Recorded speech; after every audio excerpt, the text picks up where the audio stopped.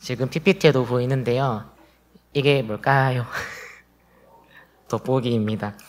작게 보이는 물체를 크게 보이도록 돕는 도구이죠. 만약 이 돋보기가 지금 여러분의 손에 있다면 무엇을 가장 먼저 하고 싶으세요? 아마 잘 보이지 않는 이 작게 적혀있는 성경책에 갖다 대어서 크게 볼 수도 있고요. 조금 장난기 많으신 분들은 바로 이제 상대방의 얼굴에다 가져가고 이제 얼굴을 좀 재밌게 보기도 할 것입니다. 활용 방법은 사람들마다 다 다르겠지만 모두가 공통적으로 하는 행동은 아마도 자신의 주변의 것을 탐구하는데 이 돋보기는 사용될 것입니다. 내가 돋보기를 들고 있기에 나를 탐구하는 행동은 거의 하지 못할 것이고요. 상대방의 나를 보듯이 이 전체적으로 나를 관찰하는 것도 아마 어려울 것입니다. 그렇게 우리는 저마다 마음속에 돋보기 하나를 가지고 살아가고 있고 원하는 것을 크게 보며 관심 있는 것에 주의 깊게 보고 상대방의 흠을 찾는 데에 이것을 적극적으로 사용하며 그렇게 우리는 살아가고 있는 것 같습니다. 그러나 이 시간만큼은 진짜 돋보기는 저한테 제 손에 들려 있습니다. 단 하나뿐입니다. 그리고 이 돋보기보다 더 정말 진실한 돋보기가 하나 있는데 그것은 우리가 방금 읽었던 이 말씀이 돋보기인 것입니다. 이 말씀이 돋보기가 돼서 오늘 이 시간 여러분들을 관찰할 것이고요. 그리고 또 주목하고 확대하고 면밀히 살펴볼 것입니다.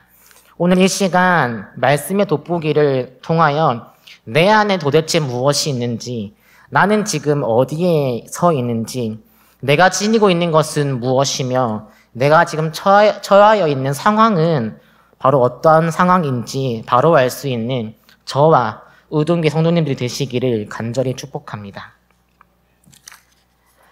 말씀의 돋보기가 우리를 탐구하고 관찰하는 첫 번째 부위는 바로 행함의 부위입니다.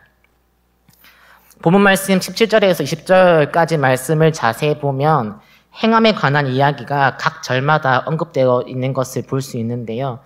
17절에서는 행하는 자, 18절에서는 행하는 것, 19절에서는 행하지 아니하고 또 행하는 도다, 또 20절에서는 행하는 자는 이렇게 보시면 그렇게 적혀 있습니다. 이렇게 말씀은 지금 행함에 대해서 면밀히 관찰하고 있는 중이라고 우리는 알 수 있습니다. 그리고 일관되게 그 결론을 이야기하고 있는데요. 결론은 이와 같습니다. 선을 행하기는 원하지만 결국 선을 행하지 못하고 악을 행한다. 그것은 죄 때문이다라고 말씀은 이야기를 하고 있는 것입니다. 내가 얼마나 선을 원하는가 하는 그 바람과는 상관없이요. 그 필연적으로 맺어지는 행함의 열매는 언제나 악함임을 지금 성경은 이야기를 하고 있는 것입니다. 그리고 이 이야기를 하고 있는 당사자는요, 지나간 어떤 행인이 아니라, 그리고 이제 막 교회를 나오기 시작한 그런 사람이 아니라요, 예수 그리스도의 복음을 위하여 택정함을 입은 사도 바울이 로마서를 적으면서 이 이야기를 하고 있는 것입니다. 이 시간 사도 바울이 자신에게 갖다 대었던 이 말씀의 돋보기를요, 그대로 옮겨서 우리의 행함에 가져다 보았으면 좋겠습니다. 그리고 정말 솔직하게 한번 들여다봅시다. 우리가 행하는 많은 것들을 이 말씀의 돋보기로 면밀히 들여다보면요, 우리는 깜짝 놀라며 발견하게 될 것입니다. 무엇을 발견하게 되는가 하면요, 선한 의도를 가진다 하지만, 좋은 거잖아요, 선한 의도는요. 선한 의도를 가진다 하지만 날이 서 있는 거친 말을 우리가 행하고 살아갑니다. 행복이라는 좋은 것을 우리는 추구했을 뿐이지만 그로 인해 주변의 사람들을 나의 행복을 위한 도구로 치부했던 그런 매정함, 국률이라는 참 좋은 것을 우리가 그것으로 마음을 시작했지만 알게 모르게 자리 잡은 우리 속에 있는 우월감, 사랑이라는 이름을 가졌지만 받고자 하는 마음이 더 큰 서운함, 평안하고자 움직였지만 보여지는 결론은 치열함과 무자비함, 경건을 희망하지만 그럴수록 더욱 생겨나는 바리새적인 자기의, 희생이라는 가장 큰 가치를 우리는 바라보지만 손해만 보는 것 같은 억울함이 우리는 알게 모르게 우리 행함 속에 녹여져 있는 것입니다. 이 외에도 얼마나 많은 왜곡된 행함이 우리에게 있는지 말씀을 통해서 자세히 들여다보면 우리는 바로 알 수 있습니다. 사람들 앞이야 그렇지 않다고 오해하지 말라고 돕고 이야기를 할 수 있을지도 모릅니다. 그러나 우리 정말로 말씀 앞에서만큼은 사도 바울처럼 솔직해집시다. 선을 원하지만 나의 행함은 언제나 악할 뿐임을 솔직하게 제발 좀 인정합시다. 우리가 아무리 선하다는 그것이 있다고 해도요, 절대 선이신 하나님 앞에 내세울 수 있는 선, 정말 그것이 맞을까요? 만약 그것이 아니다면 우리 말씀 앞에 모두 겸손하게 나아갔으면 좋겠습니다. 사도 바울은 로마서 3장 10절에서 22절에 이렇게 기록하고 있기 때문입니다. 다 같이 읽겠습니다. 시작. 기록된 바 이는 없나니 하나도 없으며 깨닫는 자도 없고 하나님을 찾는 자도 없고 다 치우쳐 함께 무익하게 되고 선을 행하는 자는 없나니 하나도 없도다. 아멘. 우리 모두는 원하든 원하지 않든 그것과는 상관없이 말씀에서 기록된 것 같이 언제나 선을 행하지 못하는 그런 존재입니다. 그 어떤 누구도 예외가 없다고 성경은 분명히 밝혀 말하고 있습니다. 이 말씀의 돋보기는 악을 행하는 행함의 결론에서 그치지 않고요. 그 원인을 탐구하고 그 내용을 우리에게 지금 제시하고 있습니다. 로마서 7장 20절 말씀을 함께 읽겠습니다. 시작. 만일 내가 원하지 아니하는 그것을 하면 이를 행하는 자는 내가 아니요 내 속에 거하는 죄니라. 아멘. 말씀의 돋보기는요, 내가 원하지 않는 그것을 행하는 이유를 밝혀 알려주고 있습니다. 그것은 바로 내 속에 거하는 죄 때문이라고 이야기를 하고 있는 것입니다. 말씀을 좀 더 자세히 보면요, 이를 행하는 자라고 하며 죄를 의인화하고 있습니다.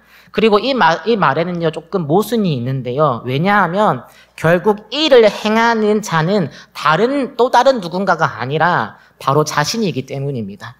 악을 행하는 자신과 악을 행하기 싫은 자신을 떼어서 이야기를 하고 있지만 결론적으로 그 모두는 다 나라는 이야기입니다. 다시 정확하게 이야기를 하면요, 나는 죄인이라는 사실을 성경은 지금 확증하고 있는 것입니다.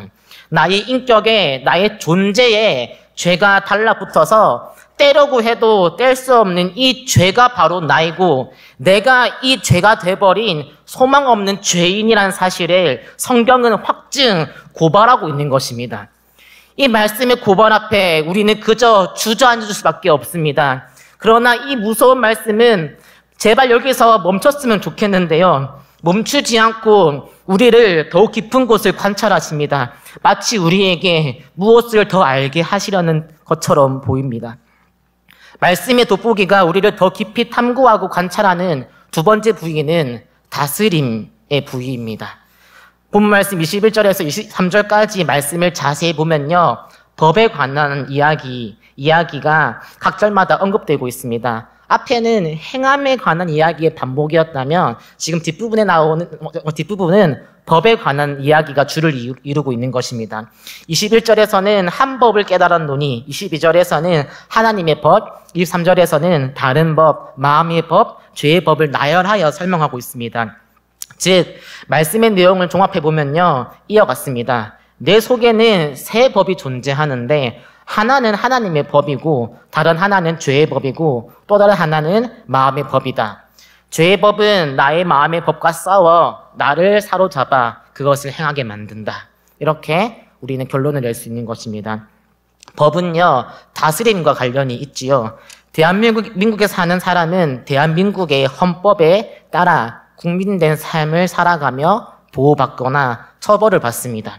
그러나 미국에 사는 사람은요, 미국의 시민권을 가진 사람은요, 더 이상 대한민국의 법의 다스림을 받지 않고 미국 법에 따라 살아가게 됩니다. 이와 마찬가지로 우리의 마음은 어디에 속하였는가에 따라 그의 다스림을 받게 되는 것이죠. 그렇다면 우리는 지금 우리의 존재는 어디에 속해 있을까요? 우리가 어디에 속해 있는지 찾는 방법은 그다지 어렵지는 않습니다. 왜냐하면 앞서서 우리는 말씀의 돋보기를 통해서 우리의 행함에서 죄의 열매인 악함을 발견했기 때문입니다.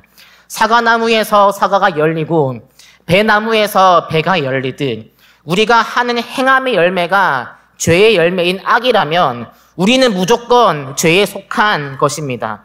그렇게 우리는 죄의 다스림을 받고 죄의 법에 따라 살아가며 그 결론인 사망의 법에 아래에 놓여 있는 처지가 되어 있다는 사실입니다. 그로 인해 우리 마음이 얼마나 오염되었는지 하나님께서는 예레미야 17장 9절 말씀을 통해서 보여주십니다. 다 같이 읽겠습니다. 시작. 만물보다 거짓되고 심히 부패한 것은 마음이라 누가 이를 알리오마는. 아멘. 죄의 법으로 인해 우리의 마음은 제 기능을 이미 상실했습니다. 환경 오염으로 더러워져가는 이 만물보다 더 오염되고 부패하며 거짓된 것이 있는데 그것은 다른 무엇도 아닌 우리의 마음이라고 성경은 밝혀주고 있습니다. 아마도 이 말씀을 들으면 우리 마음 기저에는 이를 거부하는 마음이 들지도 모릅니다. 에이, 그 정도까지는 아니지. 그건 아주 나쁜 짓을 하는 특정한 사람들의 이야기이지. 좀 말이 좀 심하네. 그렇게 우리 마음은 그렇게 반대의 말을 할 수 있을 것입니다. 하지만요, 그런 개인에게도 이 말씀은요, 어김없이, 예외 없이 찾아가서 돋보기를 들이댑니다. 그리고 그 중심인 심장을 향해 이렇게 말합니다. 예레미야 17장 10절 말씀을 함께 읽겠습니다. 시작. 나 여호와는 심장을 살피며 폐부를 시험하고 각각 그의 행위와 그의 행실대로 보응하나니. 아멘. 사람의 눈은 얼마든지 속일 수 있습니다. 그러나 하나님의 눈을 속일 수는 없는 것입니다. 왜냐하면 하나님께서는 우리의 중심인 심장의 떨림을 관찰하시며 그보다 더 깊은 폐부, 마음의 아주 깊은 곳까지도 관찰하시고 시험하실 수 있는 우리를 지으신 창조주 하나님이시기 때문입니다. 가령 방금 아주 맛있게 차려진 밥상이 내 앞에 놓여져 있다고 한번 우리가 상상해 봅시다. 그런데 그 주변에서 음식물 쓰레기를 정리하던 사람이요, 그만 힘 조절을 잘못해서 그 찌꺼기 하나가 내가 먹으려고 했던 밥상에 딱 튀었다고 한번 상상해 봅시다. 어떻게 하실 건가요? 밥맛이 뚝 떨어지고요, 앞에 있던 상을 바로 엎어서 치워버릴 것입니다. 우리 마음도 이와 같습니다. 하나님 앞에 큰 죄, 작은 죄가 어디 있을까요? 음식물 찌꺼기 하나로 오염된 밥상과 같이 우리 안에 죄가 있다면 우리 마음은 성경이 이야기한 대로 이미 부패한 것입니다. 죄의 열매를 맺는 나, 죄에 속한 나, 죄의 법, 죄의 다스림을 받는 나, 마음이 심히 부패한 나임을 말씀의 돋보기는 가감없이 숨김없이 있는 그대로 나의 죄인된 실상을 보여주고 있는 것입니다. 이러한 실상, 진정한 현실 앞에서 우리가 할 수 있는 것은 과연 무엇일까요? 사도 바울은 이 참담한 현실 앞에서 이렇게 고백하고 있습니다. 로마서 7장 24절까지 말씀을 함께 읽겠습니다. 시작. 오라 나는 공고한 사람이로다. 이 사망의 몸에서 누가 나를 건져내라. 아멘. 이 실상 앞에서 우리가 할 수 있는 고백은 그 좋고 화려한 어떤 것도 아닌 탄식입니다. 절망이며 도움의 외침, 절규입니다. 우리는 절망해야 합니다. 우리는 고통스러워해야 합니다. 우리는 답답해야 하며 우리는 타는 갈증을 느껴야 합니다. 그 어떤 것도 아닌 이 죄로 인해 우리는 죄인된 실상으로 인해 충분히 아파해야 합니다. 우리 언제 이 죄로 인해 이토록 고민하고 괴로워하고 슬퍼한 적이 있었던가요? 우리는 우리 상황으로 인해 절망하고 비교되는 현실로 인해 탄식하고 힘들어하며 채워지지 않는 욕심으로 인해 답답해하고 갈증을 느끼며 내 뜻대로 되지 않아서 슬퍼하고 괴로워하였던 우리의 모습이 아닌가요? 아니요, 이것은 아닙니다. 우리가 정말 괴로워하고 부정해야 하는 것은 우리 내면 깊숙이 자리 잡고 있는 그것입니다. 우리 마음을 부패하게 하면 이미 죄인이 돼버린 그것입니다. 이미 부패하여 어그러져서 죄의 다스림을 너무나도 즐겁게 받고 있는 우리의 썩은 자아 말입니다. 죄의 삭은 사망이기에, 죄의 법은 결론은 사망이기에 사망으로 치닫고 있음에도 인지하지 못하고 죽는 그날까지 나 하다가 죽어가는 우리 모습이 아닌가요? 죽는 그날까지 되어서도 불을 이름 되어주신 그분을 단 한 번도 나의 소망으로 제대로 불러보지 못하고 인생을 마친 사람들이 이미 우리 주변에 가득함을 우리는 알고 있지 않은가요? 그래서 우리는요, 더욱 다른 것이 아닌 이 죄로 인해 슬퍼하고 괴로워하며 고통스러워해야 하는 것입니다.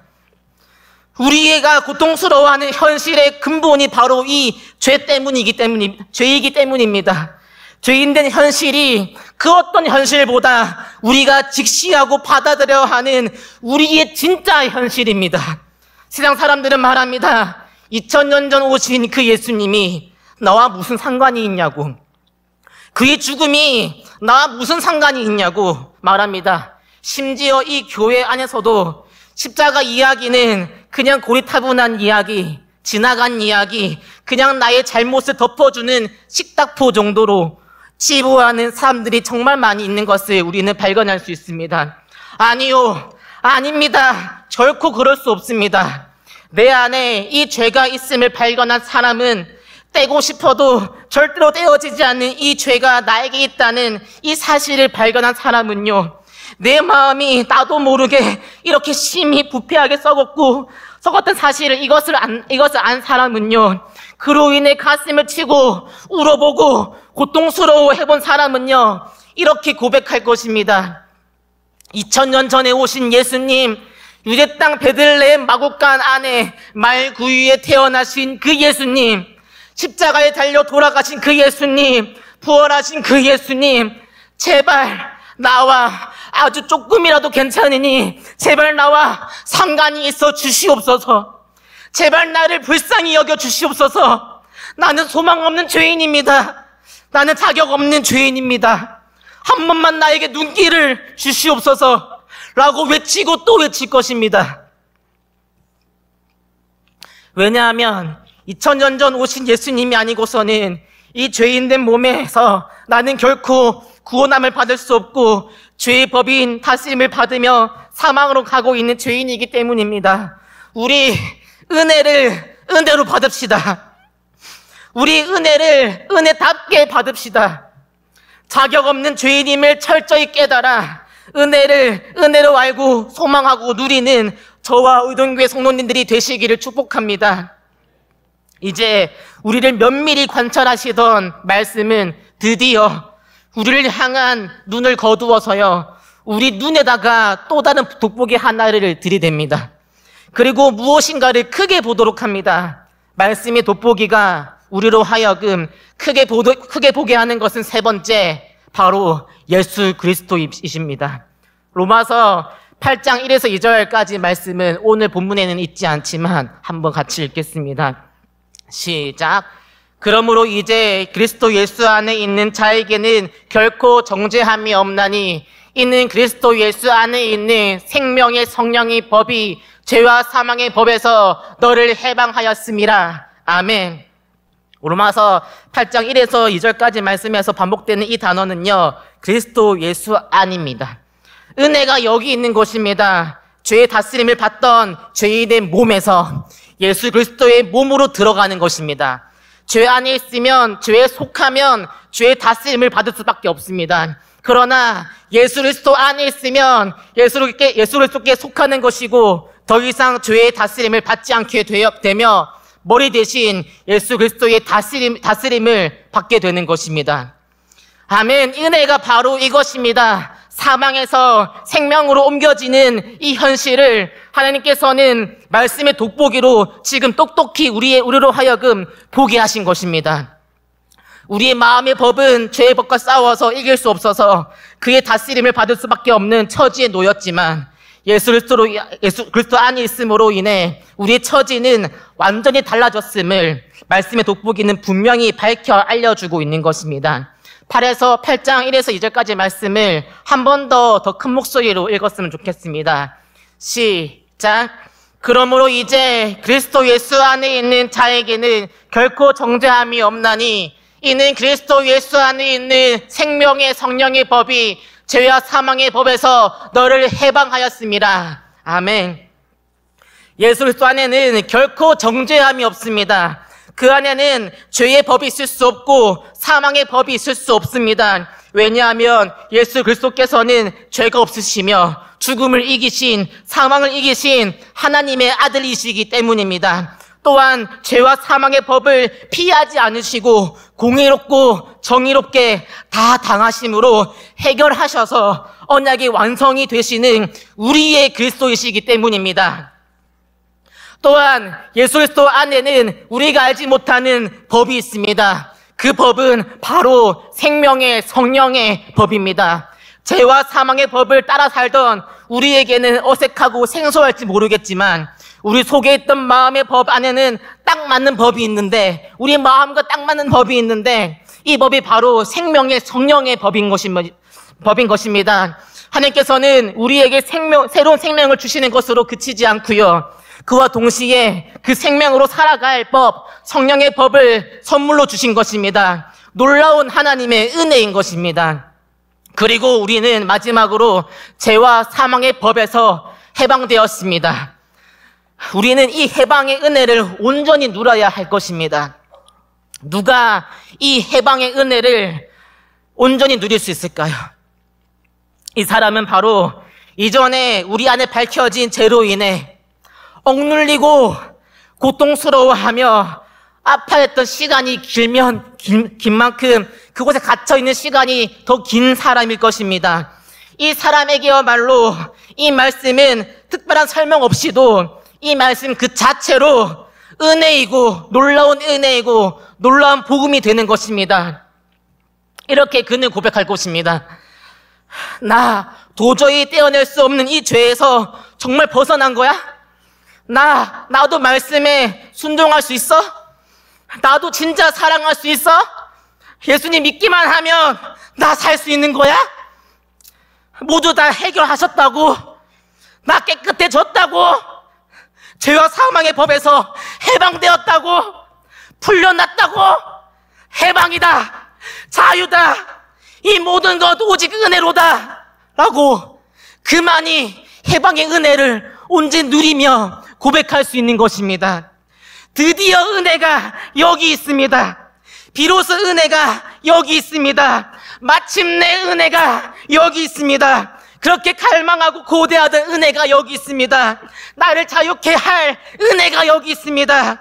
세상 그 무엇과도 바꿀 수 없고 그보다 뛰어나며 값으로 매길 수 없는 정도로 비싸고 고귀한 은혜가 여기 있는 것입니다. 그 은혜는 바로 예수 그리스도이시며 예수 그리스도 안에 있는 모든 선물인 것입니다. 은혜를 받고 누립시다. 우리가 받은 은혜는 죄와 사망의 법에서 해방되는 해방의 은혜이기 때문입니다. 은혜란 자격 없는 자에게 거저 주시는 하나님의 일방적인 특별한 선물인 것입니다. 철저히 자격 없음을 고백하고 철저히 소망 없는 죄인임을 인정하고 오직 하나님만을 구할 때, 그 갈망함으로 하나님만을 구할 때 그에게 찾아오고 그 경험되어지는 것, 하나님의 편에서 일방적으로 주시는 특별한 선물이 바로 은혜인 것입니다. 우리 편에서는 아무 값 없이 받게 된 선물이지만 하나님 편에서는요, 모든 값을 치르신, 모든 것을 다 내어주신 예수님의 핏값만큼 가치가 있는 귀중하고 고귀한 오직 하나뿐이며 전부인 선물인 것입니다. 이 은혜로 받읍시다. 이 은혜를 받은 사람은 이후에 더 이상 죄의 법에 종노릇하지 않는 자신을 발견할 때마다 하나님의 은혜라 고백하며 살 것이고요. 또한 생명의 성령의 법을 따라 살아갈 때마다, 사랑하는 자신을 발견할 때마다 자격 없는 내가 사랑할 수 있게 되었다고 하나님의 은혜라 고백하는 삶을 살게 되는 것입니다. 오늘 아동부 학생들과 함께 성만찬에 대해서 이야기를 하고 예수님을 믿는다는 것은 무엇을 의미하는지에 대해서 나누었습니다. 예수님을 믿는다는 것은 바로 이것이라고 아이들에게 똑똑히 알려주었습니다. 나 잡아먹고 너 살아라. 이것이 믿는 것이다. 임을 조금도 가감없이 알려주고 이것을 믿는 것이 신앙임을 학생들에게 함께 나누었습니다. 부모가 자신을 희생해서 자녀를 사랑으로 키우듯이 하나님 아버지께서는 자신의 하나뿐인 아들을 유월절 양 잡던 그날 잡아서 우리의 생명을 위해 먹이고 마시게 하셨음을 그렇게 아이들과 나누었습니다. 오늘 우리가 믿는 믿음의 내용은 이 사실과 정확히 일치하고 동일합니다. 예수님의 몸과 피를 그의 생명을 받아 먹고 마셔서 사는 삶, 이것을 우리는 믿음이라 우리가 받은 은혜라고 하는 것입니다. 또한 성경은 이 세상에서 살아가지만 세상의 유행과 풍조를 따라가지 않고 성령을 따라 살아가는 삶을 일컬어 성도, 그리스도인이라 말하고 있습니다. 우리 은혜를 은혜로 여기고 받아들이며 살아갑시다. 복음을 복음으로 여기며 받아들이고 살아갑시다. 예수 그리스도를 나의 주 그리스도로 믿고 받아들이며 살아갑시다. 이 은혜로 인하여 하나님 아버지를 나의 참 양육자 되시는 아버지로 믿고 받아들이며 자녀답게 제발 살아갑시다. 성령님을 성령님으로 믿고 받아들이며 성령을 따르는 삶, 말씀의 돋보기로 세상의 걱정과 근심이 아닌 오직 예수 그리스도와 십자가의 사랑만 가장 크게 보며 은혜를 은혜로 여기며 성령 충만한 삶을 살아가는 저와 우동교회 성도님들이 되시기를 진심으로 축복합니다.